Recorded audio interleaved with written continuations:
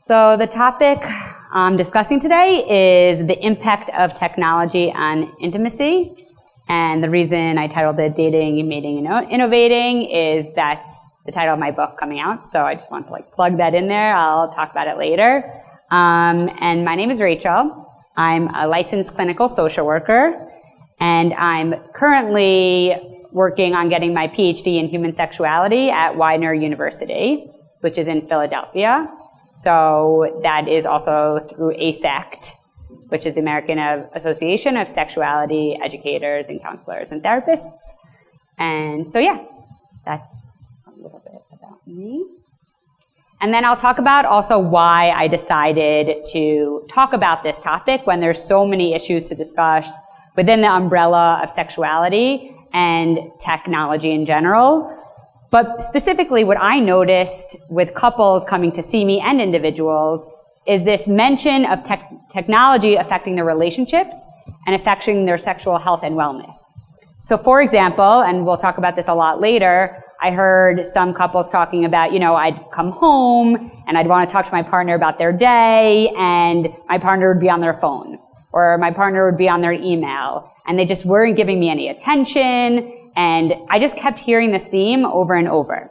There was also the discussion on trying to meet people. So I would have individuals come into the therapy room and say to me, I'm having a lot of difficulty meeting people. I'm going on these dating apps, these dating websites. I don't know what to put on my profile. So there's a huge mention on technology and how it affects meeting people and how it affects intimacy and relationships. And I noticed this trend.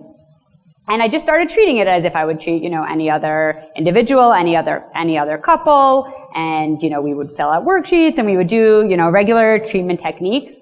But the focus really avoided the topic of technology as a primal reason that they were coming into therapy. It was as if, therapists are not kind of taught to avoid the topic of technology in the treatment room because there has to be another presenting problem. It can't be the focus is technology.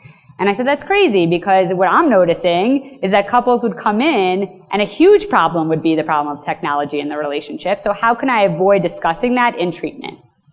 So I became really fascinated on this, and I did a lot of research, and now I'm working on my dissertation, which is looking at phubbing behavior, which we'll talk about. But it's basically, how the use of technology in relationships affects levels of intimacy. So some goals and objectives at the end of this presentation. You will be able to understand the effects of being in a techno-driven world. You will learn how dating expectations have changed due to technology. Acknowledge ways in which technology can impede and improve relationships and sexuality. That one I really feel is very important because a lot of people say to me, so are you anti-technology? And I'm really very much not anti-technology. Technology will always be around. We're not going to get rid of technology. We'll have phones, we'll have computers, soon there'll be virtual reality, which we'll talk about, but you're not going to get rid of technology, and I actually think it can really enhance relationships, but a lot of it is about moderation and the way you utilize the technology. Learn new terms such as ghosting, phubbing, and sexting, and understand how you can utilize this knowledge as a professional in our field to help clients. So just some facts. 25% of cell phone owners in a marriage or partnership have felt their spouse or partner was distracted by their cell phone when they were together. And I think 25% is actually a very low statistic, and you have to remember and research all the limitations and how these are people who actively said that, or chose to respond this way, but I'm sure that it's definitely a higher statistic because, technology, again, people are coming home and constantly on their devices. They just might not state that it's a problem. 45% of internet users ages 18 to 29 in serious relationships say the internet has had an impact on their relationship. And the average U.S. consumer spends 5 hours a day on their smartphone, with 50% of time spent on social media, messaging, and entertainment applications. Now, that one I also want to look at a little bit more because it is very funny to me, honestly, how little people realize they use their phones. If I asked any number of you, which I won't right now, how many hours a day do you spend on your phone? You could probably like guess or like come up with a number. But then I would encourage you to look at your phone. You can go to battery on a smartphone. I know this exists. You can go to battery and you could see actually how much time you're spending on your phone and what percentage you're spending on each app, meaning application on your phone. So what I did is I run a support group for teenage girls. I had this same type of conversation with them and I said to them, how much time do you think you're spending on your phone? Now remember, these are teenage girls. They're 8th grade girls who are going to school. A lot of their schools require them to either turn their phones off or even collect the devices. And so when I asked them, how much time are you spending per day on your phone? They said, we're not allowed to have our phone on at school, so maybe like an hour or two a day. They were looking at their phones and it was like up to 6, 7, 8 hours a day on their phones. And then they would look at what were they spending time on. They were spending 3 to 4 hours a day on Snapchat, an hour a day on Instagram, and they were shocked and I was just amazed by it. Because remember, there's a significant portion of their day that they're literally not allowed to be on their phone. And I see them even in the support group, I take away their phone and they're staring at it and they're like, when can I have it back? So it really is, it's coming to the point with the addiction on, I need my phone on me at all times, which I'll talk about in a little bit. So I spoke one day, I was like in the process of conducting research for my book, and I spoke to one of my really good friend's fathers, and I was explaining the concept of the book, and he said to me, and he looked very serious, and he said, do you really think this is the first time that there's been a distraction in relationships?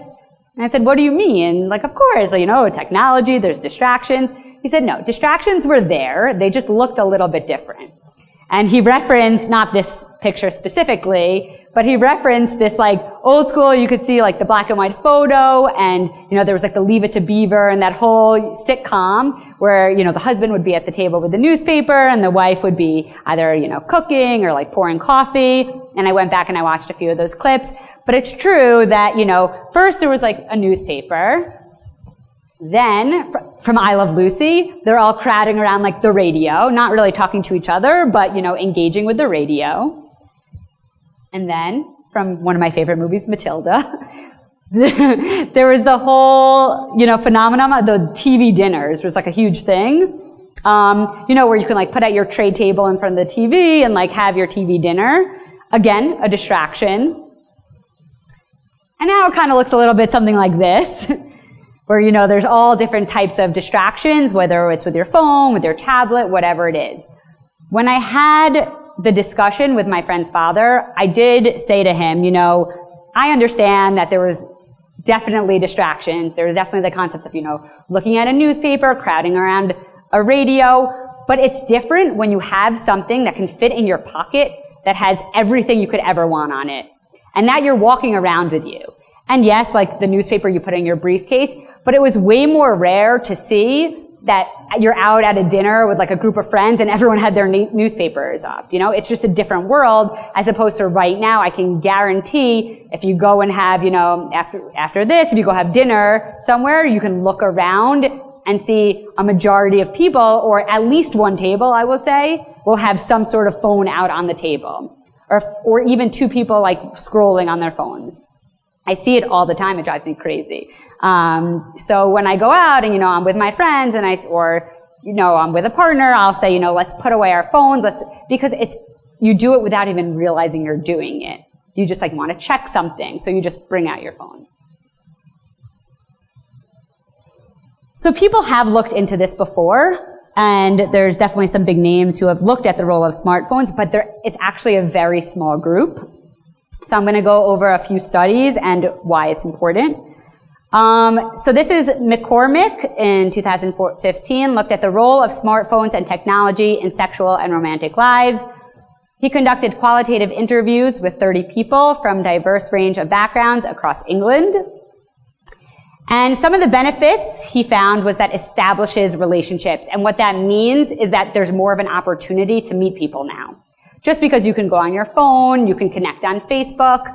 I mean, even in terms of, I know, for example, like an older generation connects with people that they may have gone to school with back in the day. It's an easier way to connect with people and an easier way to meet people in general. Communication in early stages. So what he found was that a lot of times when people are forming relationships, they're very skeptical now about like meeting in person. It's crazy, but it's true. So they're more likely to, in the early stages of dating, engage in texting or on a phone or Skype or like a FaceTime. They're going to go through that period of getting to know each other through technology first before meeting face to face. And I guess it's a benefit because, it allows you to kind of get to know someone in a different way. Maybe it's long distance. Maybe, you're really busy and you really want a chance to get to know someone. It's just harder to meet face to face. It's used to organize leisure time. So for example, when you're not together, let's say you're, in a relationship or you're dating someone and you're both at work over the course of the day, easy, send a text to say, what are we doing later? Or when do you want to get together? As opposed to, it's a quick back and forth. And sexting and/or words of love and affection. So for example, again, if you're with someone, you're dating someone, and it's throughout the day, and you kind of want to send them a message of, I'm here for you, or I'm thinking about you. So that's a way to do it through technology. Again, another benefit, which I'll bring up later. Some costs. So facilitates cheating. And I mean, that in itself is a very broad statement, but really what it means is that there's, again, more ways to meet people. So it's easier access. There's also platforms, like the biggest one is like Ashley Madison, which is a platform where you can go online and easily find someone whose basically intention is to be outside their relationship, to meet someone outside their relationship. You could track partners' activities. So now you can go and see, what is my partner looking at on their browser? Who are they sending emails to? Who are they texting? It's just another way to check up on someone you're dating. Partners distracted by their phone. So some of the participants stated that they were frustrated or upset, that they would come home and see that their partner was on their phone or they're not giving them the time and attention. And this last one, hurrying sexual activity. So a lot of the participants in the study stated that they felt that their partner would want to quickly finish whatever sexual activity they were doing in order to go on technology. So to go on their phone, to check social media, to check their email. So they really felt that technology played a role in speeding up and not letting them enjoy this intimate time together. So that's McCormick. So then Roberts and David, another big names in this study, came up with a few things. So first, which I'll show you actually, they came up with the phubbing scale. So this is obviously really important for me, but I also wanted to show it to you to see how you can operationalize phubbing behavior. And so for me, I'm using this for my dissertation, so I thought it would be really important.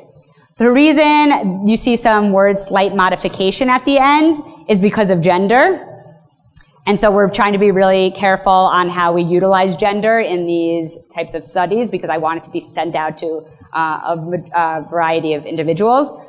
But I'll read a few of them. So during a typical mealtime that my partner and I spend together, my partner pulls out and checks his or her cell phone. My partner places his or her cell phone where they can see it when we are together. My partner keeps his or her cell phone in their hand when he or she is with me. When my partner's cell phone rings or beeps, he or she pulls it out, even if we're in the middle of a conversation. My partner glances at his or her cell phone when talking to me. During leisure time that my partner and I are able to spend together, my partner uses his or her cell phone. My partner does not use his or her cell phone when we are talking. My partner uses his or her cell phone when we are together, and if there's a lull in our conversation, my partner will check his or her cell phone. The reason I wanted to show this to you is because I really want you to take a moment and think about in your own life if these are some things that you recognize. And again, ignore honestly the partner part. What about when you're with friends? What about, when you're at work? Are these some behaviors that you notice that either you do or that someone around you does frequently? Yes. So it's from the word snubbing. So that's like checking up on people. So then and P, the first P is partner. So phubbing is actually a term in itself. And like phone snubbing, so they like put it together. So phubbing is just like the act of using your phone a lot when you're around people. And then the capital P is for the partner behavior. No problem. So Roberts and David, going back to them, so they created that scale. That was the first big thing that they did. The second thing is, of course, in research, people love talking about like mediating variables, which is basically if two things connect, is there that other variable in between that's kind of causing that causal relationship? So they looked at specifically attachment anxiety. And what they found is that partner phubbing behavior did create cell phone conflict, which decreased relationship satisfaction. But those with higher attachment anxiety basically felt that stronger. So they felt that the cell phone conflict at a higher degree, which kind of makes sense when you have that attachment to someone or you feel like you need that validation and that support and you're not getting it, it would create higher levels of conflict. They also said that it impacted depression. You'll see that at the end. But basically, it goes down a list, right? So like partner phubbing with people in higher attachment anxiety caused higher cell phone conflict, which led to decreased relationship satisfaction and decreased life satisfaction and depression at the end. So it's a long chain, but that's kind of what they looked at, that cycle of events.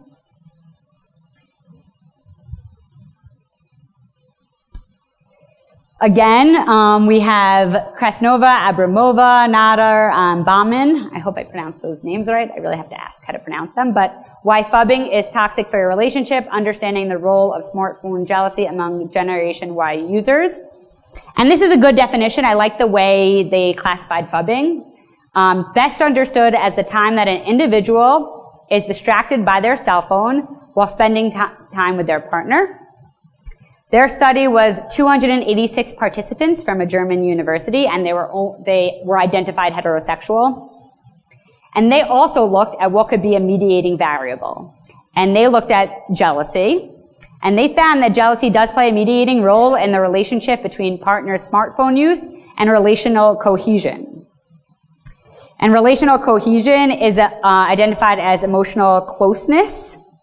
And so they looked at how does jealousy play a mediating role? Well, because there was like that loss of attention, anger, and sadness when they saw that their partner was on their phone instead of paying attention to them. And so that led to jealousy.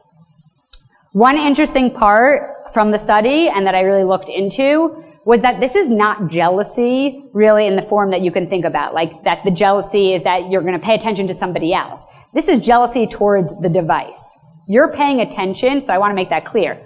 You're paying attention to your device instead of paying attention to me. It's not what's going on the device. It's literally the physical, I'm jealous of the device, which is now a whole new phenomenon that's going on, is that you think of jealousy as what are you doing, who are you paying attention to? No, this is jealousy again towards a device.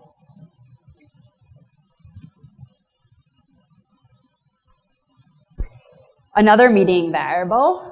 So Spencer, Lambertson, Hubler, and Burr looked at assessing the mediating effect of relationship dynamics between perceptions of problematic media use and relationship satisfaction. So what they looked at is, does this happen basically with all couples? Do all couples have this problem? If one partner is using technology and the other partner comes home and sees their partner on their device, are all couples going to have this conflict? And they looked at, and they said no, they think relationship dynamics play a role whether couples are affected by this trend. They looked at two specific relationship dynamics. One is demand withdrawal, and the other one, talked about by Gottman a lot, is criticism defensiveness dynamics. So even if you feel like they're very self-explanatory, I'll go over them anyway because I think they're important. So demand withdrawal is basically one partner coming up to the other partner and saying, let's talk about this. We had a fight. Let's have a conversation. Let's sit down. And the other partner kind of becoming passive, being quiet, maybe walking into the other room, and just kind of not engaging in the conversation. So that's demand withdrawal. Criticism defensiveness dynamic is basically, it comes out in the words a lot, you always or you never. That's a lot of the times we see criticism. You always do this, you never do that, or you haven't taken out the garbage, you never take out the garbage. And the defensiveness is what defensiveness is kind of like not acknowledging the partner's feeling, but saying, I don't do that, or you're wrong, and kind of, like that criticism defensiveness pattern. Both of those relationship dynamics have proven to be negative in relationships. And as you can see, they were found to be negatively associated with relationship satisfaction and partially mediated the association between perceptions of media use and relationship satisfaction. The reason I really wanted to talk about this study is really talk about the way I see it with my clients. So demand withdrawal, I see a lot with a partner coming home and saying, I really have this issue, I really want to talk to you about it. And instead of them walking away, they go to their phone. So it's a different type of demand withdrawal that we typically see. Most of the time, the way it's talked about in literature is that the partner walks away or just is silent. But now there's an additional component that the partner is now zoning out into their cell phone to now avoid the partner who's trying to discuss the issue. So that's the way I see it mostly with my clients. The criticism defensive-ness I see in regards to the cell phone issue. You're always on your phone, you're always like scrolling, you're always answering your emails, you're always on your laptop, you're not paying attention to me. And the response being, that's not true, I do pay attention to you, I have a lot of work, and really not understanding where their partner is coming from, but instead becoming defensive even about the media use. So those are the ways that I see it now with technology.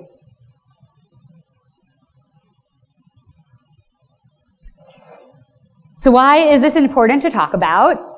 So technology in general, one of the reasons we're having this conference is that it obviously has a broad impact on relationships. But the reason, again, that I really wanted to talk about it is that technology is not being the main point that we do talk about in our sessions, when sometimes it has to be the main focal point. If it's really causing a problem and couples aren't able to communicate because, they're distracted by their phones or, are struggling with intimacy and technology is playing a role, you can't not address the technology component because it's a huge factor. And technology impacts the human psyche, causing jealousy, depression, and lack of self-confidence. All of those can kind of be their own PowerPoint in themselves, especially the self-confidence one, which I would love to see also somebody talk about. But basically, the role of social media and how it affects body image issues. So that's a whole side issue. But obviously, that's why technology plays a huge role too. Also, how I mentioned before, how, when you go out to eat and you see people having their phone on their table, there are these symptoms of withdrawal that people feel when they don't have their phones with them. They're where's my phone? I need it. Did someone reach out to me? Did my work reach out to me? And there's this anxiety that comes from not having your device with you. So you'll see more and more how technology is going to play a role with the human psyche, but I just feel like that's a reason why we have to talk about this. So dating and tech, I'll read you some stats. This is not the main focus of my presentation because you can talk about dating apps for hours and how that influences dating and intimacy. But I just really wanted to make it a point because it is a huge trend, obviously, these days, meeting online. So in 2016, it came out that nearly half the public, and I'm sure more now, moving into 2017, knows someone who uses or has met someone through a dating app. 18 to 24-year-olds who use dating apps has tripled from 10% in 2013 to 30% today. And again, that number is rising. The reason that stat is important is, remember, it starts at 18. 18-year-olds, a lot of them aren't in college or, they're young. And so it's very interesting to me that they're starting to use technology to meet people. I think about how when you're in college, you're kind of in this bubble, right? Of kind of you think that the people next door to you are going to want to talk to you. You think that you're going to go to class, you're going to make class friends, or you're going to have ease at meeting people. And now people are using dating apps to meet each other at colleges. And so how is that going to affect people's interpersonal skills in meeting people to date? I think it's not necessarily a huge issue if, there's a lot of successes, but I just want to keep in mind that the younger and younger that people are using dating apps to meet people, how does that affect? It's just a question. How does that affect, your ability to communicate face to face? So the swiping phenomenon, as I like to call it, which is on dating apps, how you swipe to meet a match. There's 3 things that I talk about a lot in regards to the swiping phenomenon. The first one is the paradox of choice. The paradox of choice means that basically you always can meet another person. So there's always going to be more choices of someone to meet. So for example, I'll lay this example out to you. You go on a dating app and you see that someone has an amazing education, really good looking, they kind of meet your checklist. And they're like, great, we're gonna meet. You meet them in person, they're like a few inches shorter than maybe you would have liked, or a few inches taller than you would have liked. In general, if dating apps hadn't exist, maybe you would have said to yourself, you know what, height doesn't really matter to me, they really fit all the criteria.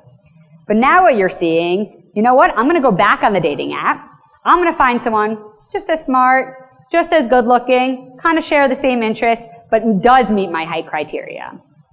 So that's just like a very simple example, but it's showing you that there's always more choices. And so how does that affect, complacency? How does that affect someone saying, I'm going to stick this out, I'm going to work on this?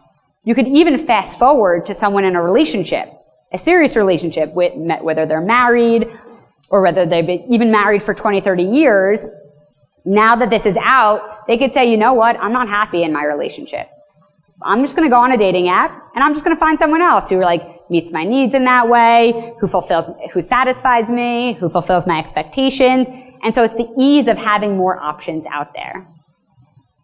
What's your intention? So that's a big one with people I researched and studied for my book. I led focus groups. And what I heard a lot from people is, what is your intention on the app? So why are people going on these apps? Is it to find a relationship?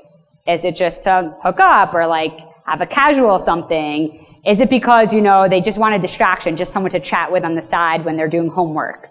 You have no idea why someone is on this app. So I have a lot of clients coming to me and venting and complaining and saying, I've been on apps for months and months and these people will talk to me and then will ignore me. I don't understand. I thought they would want to meet up with me. And so it's this constant, and I have to explain to them that you only can control yourself. You only can control your own behavior and your own decisions and your own choices. You have no idea what's going on in their minds.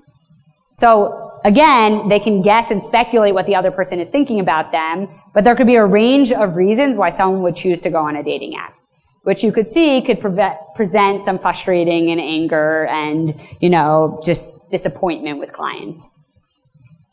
Ghosting and cushioning. So ghosting is when you're talking to someone and all of a sudden they kind of just drop off the face of the earth. It happens all the time. The most amazing thing about ghosting is that you don't only see it with someone that you just met or someone that you've been talking to a few weeks. I have heard stories and I've had clients come in where they've been talking to someone for months.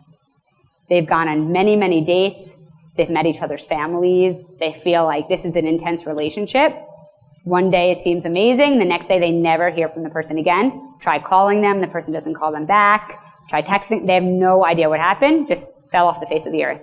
And they'll never get that validation or understanding of why that person completely ghosted them.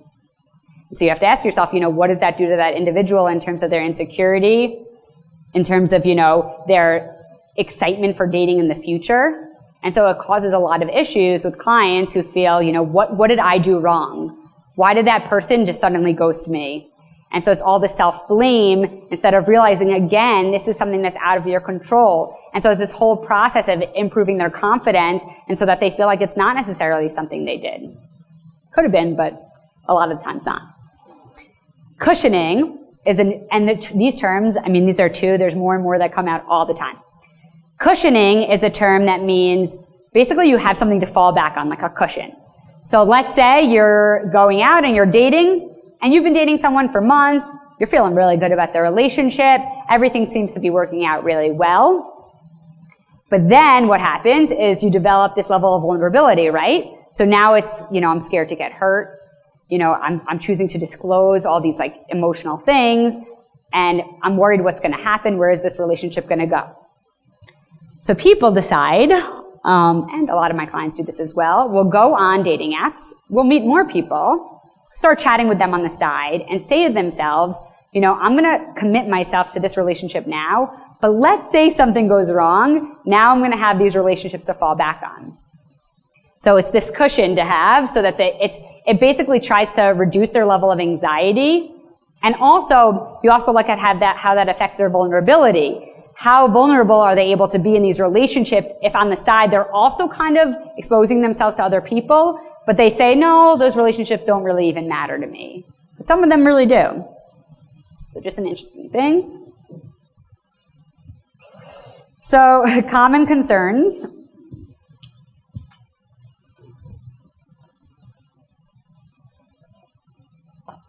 These are some of the things that I hear the most often in my room. Why won't he or she text me? What do I put on my profile? People ask me all the time, can you help me make a dating profile? And I do. But the way I do it is in a very therapeutic way. I'll ask the client, how do you see yourself? And I would ask the client, what do you want someone to really know about you? Also, what are your values? Like, what's a deal breaker for you? Because these are things that you have to think about when you're making your own profile, is what is essential for someone to know about you, and what's kind of, after 1 or 2 dates, you'll kind of disclose to the partner as you see fit. It's interesting with everything that's going on politically to have this conversation with clients, right? Because they want to decide, I'm scared to put this on my profile, like I don't want someone to judge my whole, value system based on like my political beliefs. And so again, that's just something to think about in terms of like this new age of dating and mating, in terms of like these are the issues that people are presenting with. Another problem is I'll never meet anyone through a dating app. This is a huge thing that I hear in the room because people also don't necessarily want to meet someone on a dating app, but they feel like there's no other way to meet anyone. Maybe there's some social anxiety. Maybe there's no time. They're working really hard. But they kind of dream of this like fairy tale. And a lot of people in my focus group said this as well. I want to just like bump into someone at a grocery store. Or like, I want to be out and I want someone to come up to me and say, you're really attractive. And they're like, but is that actually going to happen? And so am I forcing myself to kind of go onto a dating app because that's how people are meeting, when in actuality, I really dream of this like fairy tale meet cute, which they call it, which is like when you bump into someone on the street and sparks fly. And people really want that, but then you get the other side, and mostly the males said this to me in the focus group. If I understand that, people want that, but if I went up to someone and I said, you're really attractive, they would look at me and say, you're crazy, you're weird, or they would walk away from me. So it's kind of like this balance that people are saying, I want this meet cute, I want to meet someone in person, but then there's the other side of, now that we're moving into such a tech-driven world, it's almost like it's weird to have someone come up to you in person. And so then there's this nervousness and anxiety to go up to someone and see how they're going to react. I'm going to get, dismissed, and I'm going to feel this level of vulnerability by going up to someone.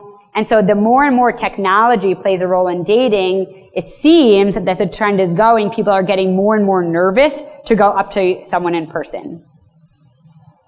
No one swipes for me. I have one client who comes in every single week and says this to me. No one's swiping for me. It's really a problem because it really reduces self-esteem. And he says to me all the time, is it the way I look? Am I unattractive? And then he says, I have an amazing job, so it can't be that. I just don't understand what people are looking at and why I'm not getting swiped for. What does this text mean? Again, I have too many conversations, I think, in session about what do you think this means? So basically, someone texted me something and I just don't understand what they were trying to say. I can't decipher it, but I am scared to ask because, that's, again, a level of vulnerability. And so again, it's like this whole new age of technology and dating where you're trying to decipher what the person is saying. Because if you think about it, if you're not calling someone, you can't even hear their tone of voice. And so if you're getting a text from someone, you're only seeing the words in front of you.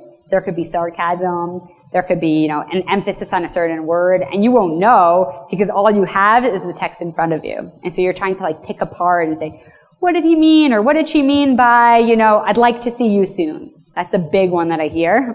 I'd like to see you soon. But when? Why didn't you tell me when? Do they actually want to see me? And so it's really trying to understand what the person is saying. So I'm going to play a quick video. The reason I chose this video, you'll see soon, is it brings up a lot of the points that I already addressed. The other reason I brought it up is because it was one of the first videos I saw that addressed this issue.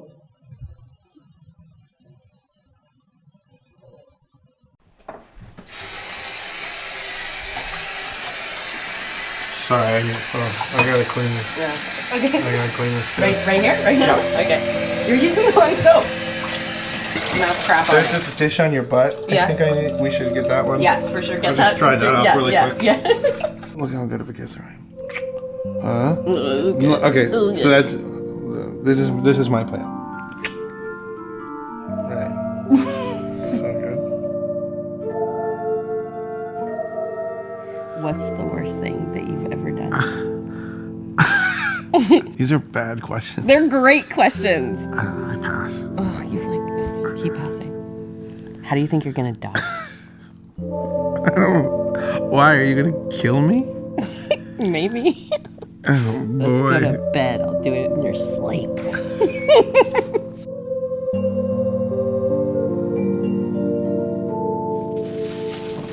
Hi.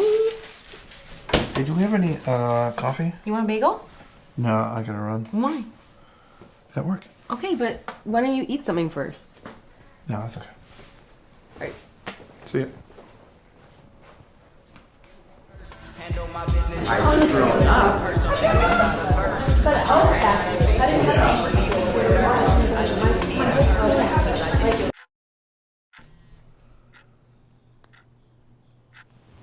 What do you want to do for dinner? Babe, what do you want to do for dinner? I don't care. Whatever.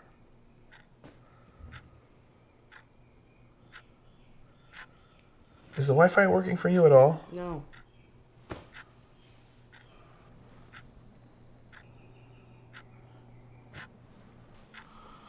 Well, how long you be doing maintenance? But how can data be down on the phone and all the internet? Okay. All right. Thank you, Dana. So someone named Dana said that all the data was going to be in phone and internet, that it's... I heard. Now what?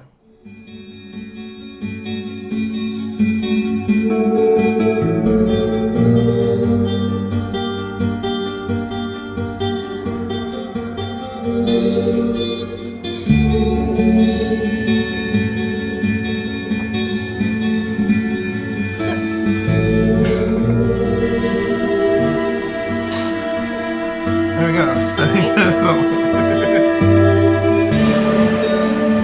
Cover your chin. Come on.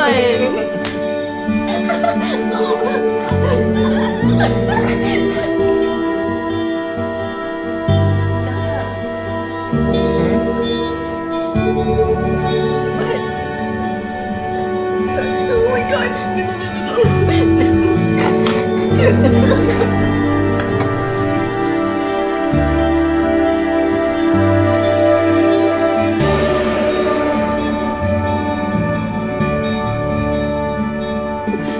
Then what? She was like, make sure you have my fucking tucker.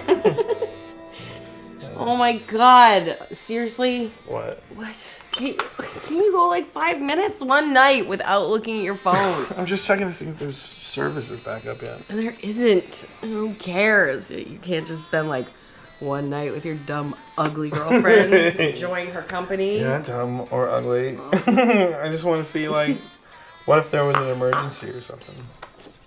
Emergency? Yeah. Like an earthquake. An earthquake? Yeah. Will you feel a fucking earthquake? What, you need like Twitter to tell you something you're gonna feel? Yeah, for magnitude and longitude, I guess. Like, do you feel anything anymore? What do you mean? You're just always on your phone. Like every second, you never hang out. Are you being for real right now? Yeah, I'm being for real right now. Just tell me how you feel, you know? Say something. I don't know what you want me to say. I want you to say anything. Like, do you feel anything anymore? Do you think anything? Seriously, look at me. Just like, tell me something, okay? Hey, can we just go to bed right now? Okay?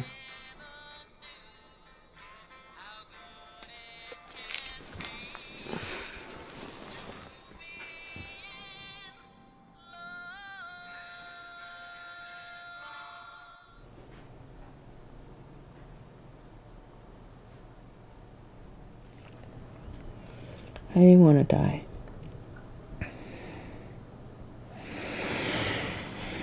I want someone special to grab my face and kiss it into the ground. And there'd be nothing left because the kisses would have smoothed off my whole head. Someone to kiss me with everything they got. Just a terrifying amount of love. And I'd want to be killed by it.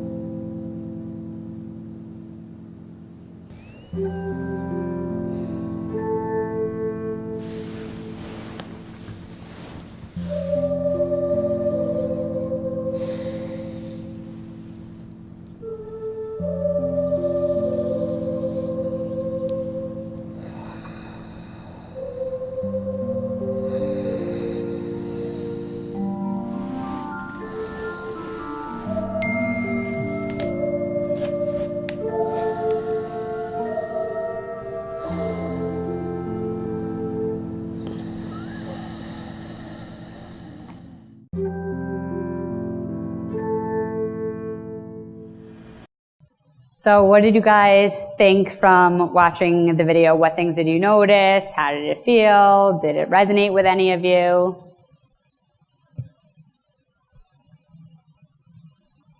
Yeah.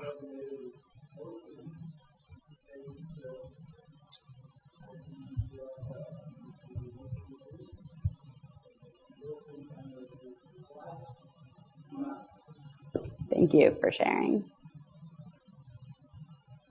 Anyone else?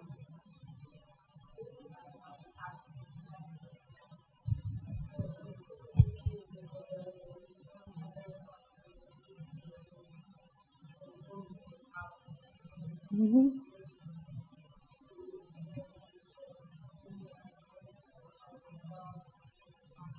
Mm-hmm. Yeah, exactly. Yeah.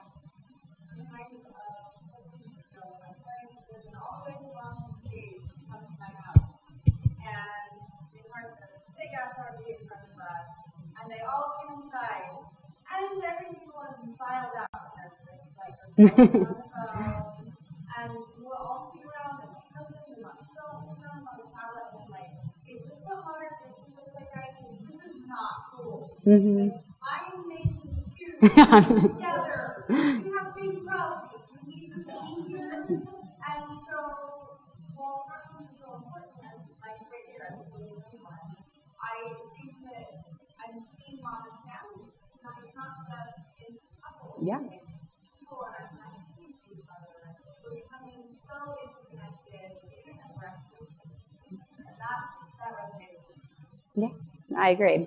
One thing I want to talk about when you mentioned the spontaneity part, it's really interesting for me when you are teaching couples how to incorporate spontaneity into their relationship. And so I talk a lot with couples about, trying to engage with each other at other parts of the room, right? Like, so whether it's in the kitchen or in the living room, and trying to kind of like take their partner by surprise a little bit if that's something that they're looking for. But I think part of that is when you have to introduce spontaneity, a lot of it is taken away because of our use of devices, right? Because it's almost as if you have to ask your partner, can you please put away your device so we can engage and connect with one another? As opposed to if the devices were put away, I think it leaves more room and space for that spontaneity to exist in the relationship. So I like that you brought up the spontaneity part of it. Yes?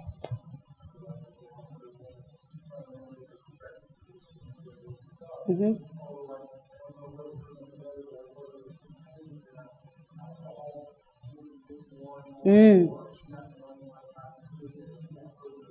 Mm.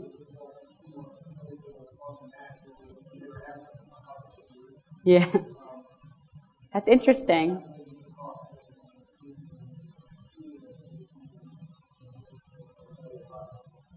Yeah.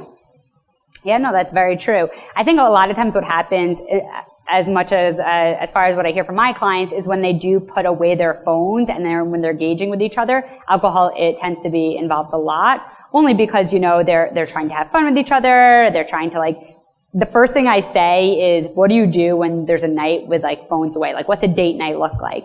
A lot of couples talk about, we'll have a glass of wine outside, or we'll go out to a bar. So it's interesting, as one of the main focal points that people bring up when you talk about what does a date night look like, does involve that alcohol part of it. But thank you for bringing that up. So we're going to do some work now because we're all clinicians. I'm going to read you a case study. And these cases that I'm going to talk about are actually cases that I've had. I just really wanted to show you, I'm a big proponent of, I could talk and talk and talk, but if you don't see how to utilize it in a clinical setting, really kind of what's the point? So I'm just going to read it to you. Here's the main points, but I'll read you the full case study. So Pete, a 33-year-old homosexual male, and Joe, a 37-year-old homosexual male, have been dating for 6 years and currently live together. They presented for therapy because they hadn't had sex in over 2 months. Pete, a corporate lawyer, often works until 11 p.m., while Joe, an elementary school teacher, is home by 4:30 p.m. After their joint session, I met with both Pete and Joe individually. Joe described how their relationship began with excitement and many shared experiences. They loved traveling and attending concerts. They considered themselves Billy Joel groupies. Once Pete began law school, he was consumed by schoolwork and networking. After school ended, Pete started working long hours at a corporate law firm. When he did get home and join Joe in bed, he would skim his phone for emails and respond to texts he received throughout the day. Additionally, when they went out to dinner, Pete would keep his phone on the table. Every few minutes, his phone would vibrate with an email from work. Joe felt ignored and insignificant. When he would try to express this to Pete, Pete became defensive and explained that he was doing his best to balance work and the relationship, but it proved to be more difficult than he expected. Both Pete and Joe were committed to the relationship, but felt that the tension between them was becoming burdensome. Although the lack of sex was a trigger for them to begin therapy, they acknowledged there were underlying issues that needed to be addressed. So before I go on, because I have my own treatment and stuff that I noticed, what are some things that you noticed from the case study?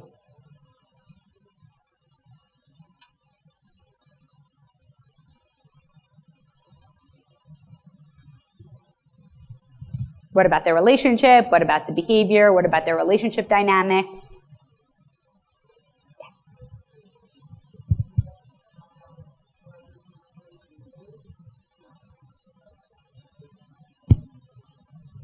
Like the lawyer versus the teacher.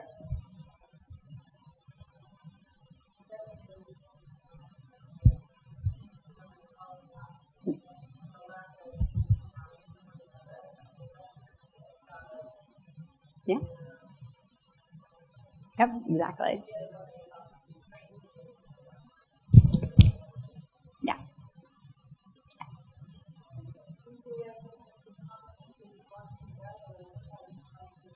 Yeah. That's a big part of it. I mean, also like dealing with the reality of the situation is, how much time can they actually spend together with the law school? But a big part of what brought them together was all these extracurriculars. Anything else that you noticed? There was some of that demand withdraw a little bit and criticism defensive-ness between them. We'll talk about some treatment. So I just like this line, but not only do we plug in our phones and leave them on our night tables, which I'm sure a lot of us do, really not good, really should put it in another room, but how often do our laptops make the threesome, right? So we have the phones, it's like there's tech in every which way in relationships. There's the phone, there's the computer, there's an iPad, there's video games even in there, TV on. There's also the overwhelming drive to succeed and the competitive nature. You talked about professions. So the competitive nature of some professions. Dealing with the reality. You mentioned before, I don't know what's your name? April, mentioned about how music brought them together, right? And so their reality before Pete started law school was that they were going to go to concerts, they were going to travel all the time. The reality is that, Pete's working till 11 p.m. at night, and not only that, but he feels when he gets home that he has to keep working. So I can talk about this from a New York City perspective, because that's where I'm from. The feeling in the air is that if I'm not working, the person next to me is going to be working. So they're going to get farther than me in this career. It's so competitive that it's not only giving your all at the office, it's that now I got to commit myself to going home and working, because if I'm not doing it, somebody else is going to do it, and they're going to get the promotion, they're going to get the raise. So that's a big thing, because now, because of technology, you can continue the work once you leave the office. And so that's a big thing with like certain types of professions. There's also partner neglect versus inability to fulfill expectations. That's another thing that we saw with them, which it kind of feels like Joe was feeling neglected by his partner. And Pete was saying, I don't know kind of what you want me to do. I have to work. I really want to succeed, and I have to work. This is my job. So I don't know if I can even fulfill what your expectations are for me right now. I also had to look at the defensive avoidant versus habitual. So what is this? Because what in their nature was kind of like their defensive-ness, what we talked about before, relationship dynamics. What came from the technology and kind of what was already there in their relationship dynamics? Was there like this criticism, defensiveness before technology even existed? Active listening, I'm sure we've all heard this before, but you can kind of listen to your partner talk to you, and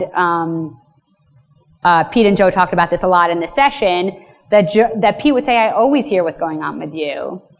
And Joe would say, you hear what's going on for me, but you actually listen to what I'm saying because you barely respond. And then we did some Gottman communication, which I always kind of throw in there. The Love Map questionnaire. What I did is I gave them a handout. Gottman has a lot of cool worksheets to work from. But I gave them this handout. It basically asks, who are your partner's closest friends? What is one act going on in your partner's life that's really distressing right now? What does your partner think about before they go to bed? And asks you these questions. It's really fascinating to kind of make you think, wait, I don't know the answers to this. How well do I know my partner? And then that brings in the discussion of why don't you know this about your partner? And then technology comes in. So it's a good way to start that conversation. Some behavioral changes that I love, and this is why I wanted to talk about this, that I've proven to work and show success in relationships. There's a setting on your phone where you can identify favorites, which means that if you put your phone, for example, on Do Not Disturb, only certain contacts can get through. So for example, with Pete and Joe, I had Pete and Joe put in favorites into their phone. So who are those people that who call you when you're going on Do Not Disturb, you must answer? So maybe that's like a family, for example, in general, maybe that's a family member who's like really sick, or like it's a parent who's the elderly, and you really, if they call, like you must answer. You could put them on your favorites, and those are the people that are going to come through if your phone's on Do Not Disturb. But if anyone else calls, it's going to just go to voicemail. It was really empowering for Pete and Joe, because when Pete actively put Joe as one of his favorites, it really made Joe feel validated and important in the relationship. The other setting I love is airplane mode, which I'm sure we all know kind of if you're flying somewhere and they tell you go on airplane mode. I tell my clients, so when I work with couples who are trying to like reignite intimacy in the relationship, they have to have like a date night and like an intimacy night to work on different exercises that I give them. During that night, they have to be on airplane mode, because I don't want technology to play a role in, reducing the intimacy, and I want them to really pay attention to the exercise. So it's a good way to kind of like show your partner, I'm really caring, I'm really paying attention to you, I'm going to actively go on airplane mode, I'm not going to get any, it means data's turned off. So you're not going to get any texts, you're not going to get any emails, you're not going to get any phone calls. With Pete and Joe, the way we kind of also worked out and compromised in this situation, so Pete would come home And he would talk to Joe, and he would say, you know what, I have a lot of work to do, I really can't. And the third and fourth bullet go together a little bit, you'll see why. He's like, I really have more work to do, so I'm not going to come to bed. I'm going to stay out in the living room, and I'm going to do more work. On the nights that that happened, they vowed that the following morning they would eat breakfast together with no tech. It could have been a quick breakfast, but like just engaged in face-to-face contact without phone. The reason we did this is because the bedroom was a really focal point for them for their intimacy. So I didn't want them to bring in the tech into the bedroom. If Pete said, you know, I'm done with work, everything was left outside the bedroom. They would then go into the bedroom and kind of have that intimacy time at night with tech left outside the room. If he did have to work at night, then the next morning they would have that face-to-face intimate communication without tech. Now, with Pete and Joe, obviously this didn't, you know, work every single night, every day, but it did hold them accountable and it gave them language to use with each other. So for example, like if on a given night Pete would come into the room and bring his phone, you know, Joe would say to him, you know, really this is like our intimacy spot. And it really gave them more language to communicate what the issue was. And so this worked a lot for them just in terms of when they would come in for session and they would say, you know, we had 3 breakfasts this week, or, you know, Pete left his phone out 3 times this week. And so it was a lot of compromise between them, but it gave them more language and behaviors that they could change. Any other comments before we move to the next one about behavioral changes and about Pete and Joe? Okay. So the next case study, Ethan and Stephanie. Names have been changed if you were worried.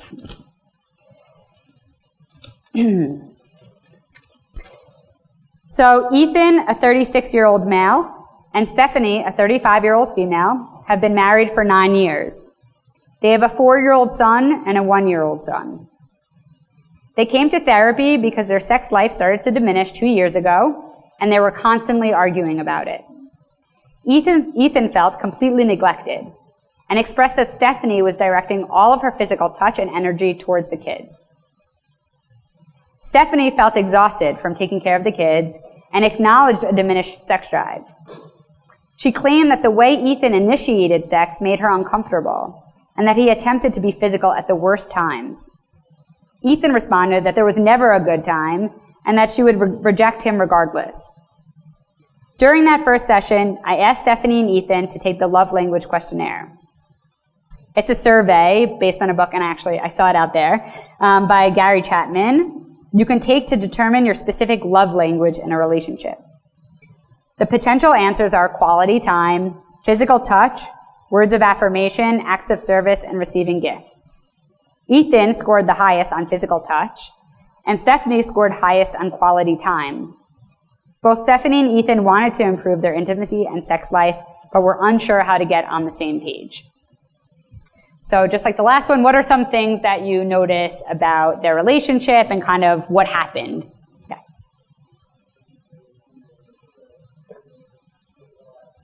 Yep.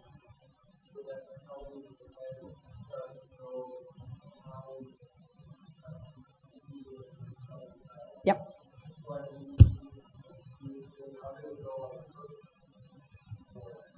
Yep. Great point. That's definitely something we discussed. That was great. Yes. Mm-hmm.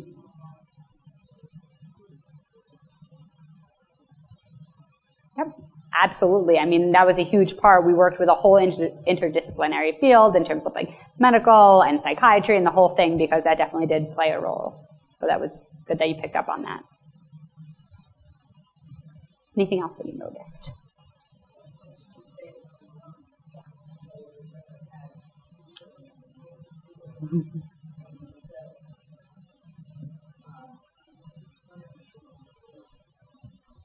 Yep, definitely. Anything else about Ethan and Stephanie? Okay. So we went over kind of the love languages. You can find out, again, the book is out there. It's great. But I use it a lot with clients, again, in terms of sparking a conversation, in terms of what their needs are. And it's interesting, I'm sure a lot of you have seen this with your clients, that it's the easiest thing that turns on a light bulb in clients' minds when you talk about this, because it's this assumption that what I need is what you need. And when you just like say that straight out, what you need is not necessarily what your partner needs, and you see this in evidence by like they take this quiz and you see what they need. Even it's just like a quiz, but still it sparks the conversation and being able to say to your clients, just because what you need doesn't mean what your partner needs. So, like that. So you mentioned postpartum. So part of it was Stephanie, over the course of the session, talked about kind of how she viewed herself after giving birth and kind of the changes in her body and what that did for her. There was definitely like hormonal shifts. She went to an endocrinologist. There were some hormonal changes, which also happens over the course of anyone's life. I constantly have to explain this to clients, that there's like peaks and lows in terms of sex drive. And then time management. So for them, again, you mentioned before about having two young kids. There's not that much time, and you're constantly busy and you're exhausted. And so how are they really going to plan out time for each other? And then there's this connection between like physical touch versus quality time. So that was, Ethan's love language was physical touch. He needed that validation. He needed to feel love through the touch. But then you look at quality time and the lack of quality time that they were spending together, because there are young kids and because of work schedules, and there wasn't that time to form the emotional intimacy that Stephanie needed to feel loved. And she needed that emotional intimacy before engaging in any physical touch. Yeah. I think you have to look at stay-at-home moms and how they are already. Yeah, definitely. And, like, two little kids, couple kids, Yeah. or, that would have the hours. Often, if the partner I might rather have you feel me.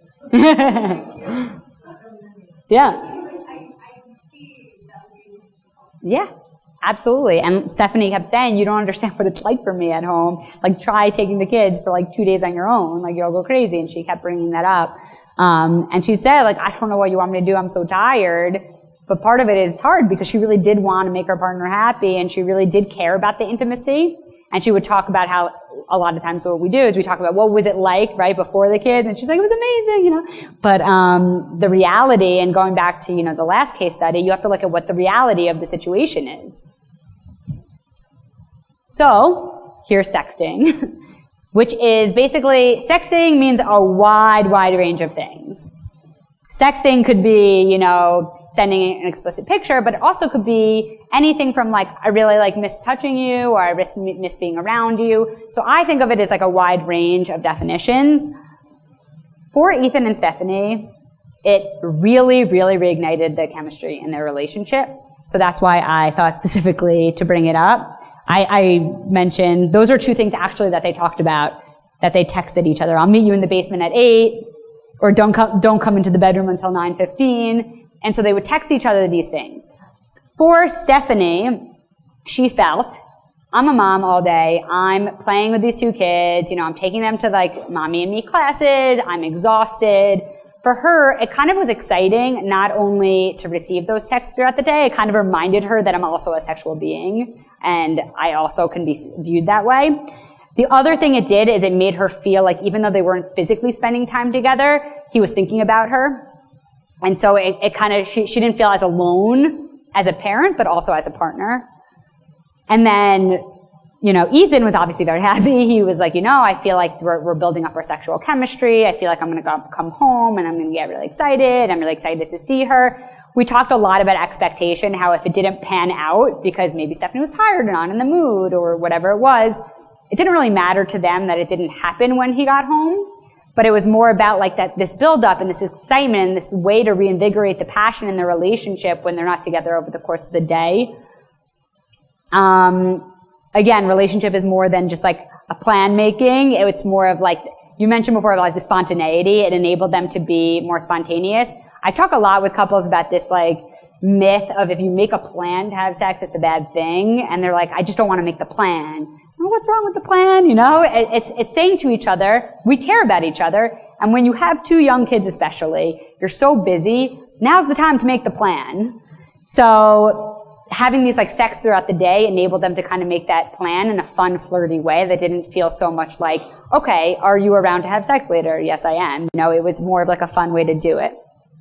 I said the emotional support part, and then the providing assurance to your partner, I'm here, I'm supporting you. So this example I used because it's just another way that technology was used with my couples to, you know, reignite the intimacy in their relationship when there's so much else going on with them. And again, there's so many extenuating circumstances you have to look at, which is like, you know, kids definitely play a role, jobs play a role. So how can you use technology to better the relationship? And so that's why I also brought this up, is because again, I'm not anti-tech. It's about using it in, you know, the right amount and the right way, and using it in a way that you can like support your partner and be there for your partner. So I'm just gonna read some takeaway messages.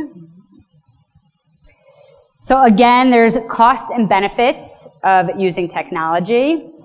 And that's important because, you know, a lot of times when we talk about technology, it comes across as like super negative and, you know, technology is bad and, you know, let's like not even like talk about it in the room. But there are some benefits, and if you ignore it in the room, then you're ignoring a huge component of a relationship in this day and age.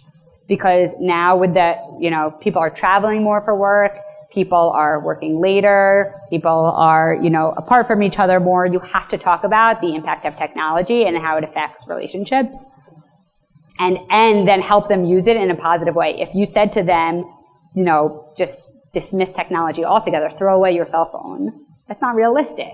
You know, technology is going to be around, so it's how can you help them use it in a way that's going to support and affirm one another. It plays a role in dating, as we talked about the swiping phenomenon. You know, it's how people are meeting each other these days, especially in long-distance relationships. And it affects intimacy, as I hope you saw throughout this presentation. It affects all genders, sexual orientations, and cultures. Part of the reason I put in cultures there is because it's really important to talk with clients about their values and the messages that they received in regards to sexuality and technology. Part of it, you know, that the person addressed before me is that talking about scripts and where you received messages from is a huge part of therapy, which it is. And so you have to hear, you know, what do my parents say about like using technology, or what messages do I receive in regards to like meeting someone online? It could be like a cultural thing that like it's an arranged marriage, right? And so if I'm meeting someone online, immediately that's going to be like shameful because I'm not supposed to meet someone this way. So just asking those questions to learn about culture, background, everything like that, religion. And again, I'm just going to emphasize that it needs to be discussed in therapy and not left out, because as you see that there's a range of reasons of how technology can affect relationships. And if we leave it out of the therapy room, we're doing a disservice to our clients. And that's the biggest message that I really want to be taken away from here. So that's it. That's all I have, but I'm definitely open for questions if anybody has any. Oh, and this is my book. So I had to put that in there at the end. So it's Dating and Mating in a Techno-Driven World, Understanding How Technology is Helping and Hurting Relationships. And you can get it on Amazon. It's just pre-order right now, so I couldn't have copies with me. But it talks, each chapter will have different case studies, just like the ones I read to you. These two are actually in the book. So it'll start off with a case study. It'll then go into, you know, how I treated and analyzed, and then it'll talk about just like discussions on working with clients who present with numerous issues related to technology. And then I think like, I have no disclosures. That's it. Thank you. Any questions? We do have a few minutes. November, December. Yep. Very soon, yep. I'm sending back the copy edits today, so very soon. Yes.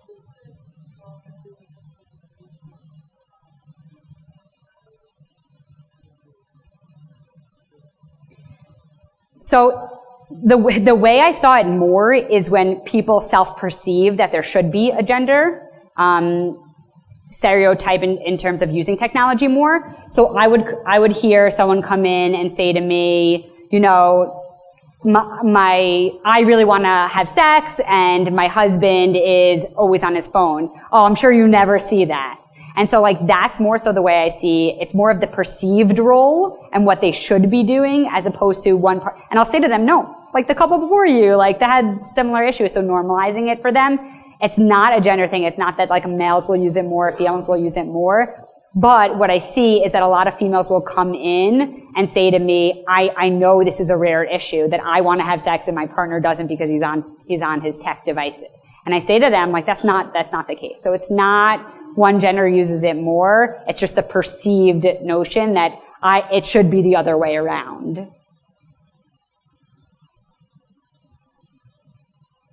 Any other questions?